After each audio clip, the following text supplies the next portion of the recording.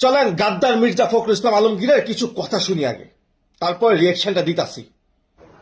এখন আমাদের যারা এখানে নৌকা ভরতে না সারা বাংলাদেশে, তারা তো একটু অসহায় অবস্থায় আছে যে আমাদের মূল লোকটাই পালাই গেছে, আমরা এখন কি করবো। তো সেই জায়গায় আমি আপনাদেরকে এইটুকু আশ্বাস দিতে পারি যে আপনাকে হতাশ হবেন না, ধানের শীষ আপনাদের পাশে আছে, আমরা আপনাদের পাশে আছি।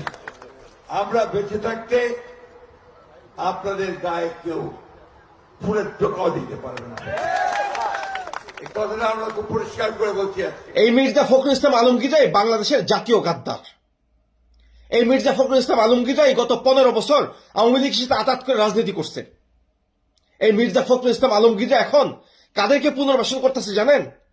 যারা গত 15 বছর বিএনপি তৃণমূলের নেতাকর্মীদেরকে রাজপথে দাঁড়াইতে দেয় নাই।